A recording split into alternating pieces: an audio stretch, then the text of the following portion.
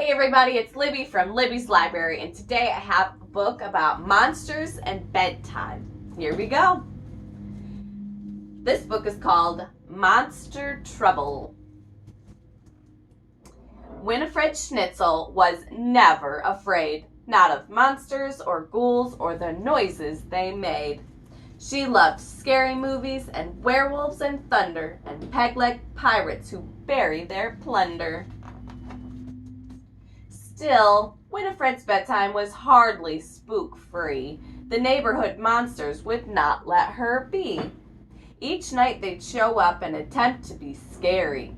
Some would growl, some would belch, some were slimy, some were hairy. But all of their monsterly mayhem was moot because Winifred Schnitzel thought monsters were cute. Still, night after night, all those monsters kept creeping into Winifred's room, interrupting her sleeping. Too tired for math, too exhausted for fun, she finally decided those monsters are done. She ordered a book titled Monsters Beware and constructed the sticky string small monster snare. But that night, the big monsters all showed up first. The sticky string snare got so stretched that it burst.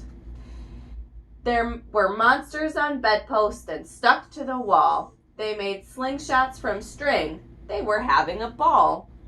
Winifred sighed. They were louder than ever. She knew that she needed to try something clever. So she brought in some stinky old Limburger cheese. The label said, "Caution, makes big monsters sneeze." The monsters just called up the Goblin Street Deli. They ordered in bagels and fish eyeball jelly. Winifred barely got through the next day. She dozed off in art class and snoozed through ballet. She decided, that's it, I've got to get tough. She was tired of monsters. Enough was enough. So she built every spook trap in Monsters Beware and one of her own called the Prickly Bum Chair.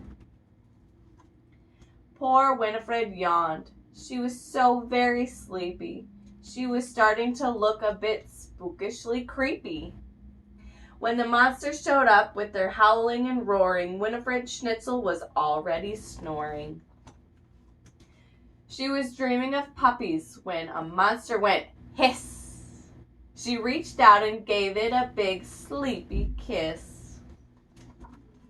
The monsters yelled, "Yuck!" All the others were heaving. One gagged and a monster shouted, "I'm leaving." Winifred knew that despite their uniqueness, she discovered that monsters have one silly weakness. So she puckered and pouted and kissed them all good. Those monsters screamed, running as fast as they could. Now Winifred sleeps very soundly at night. In the daytime, she's happy and perky and bright. But sometimes she finds that a monster's crept in right around bedtime with a monsterly grin. She ignores all the growling and roaring and hissing, since the one thing that all monsters hate most is kissing. If you guys like that book just as much as I did, you can ask your parents to buy it, or you can get it from the library. I'll see you next time. Bye!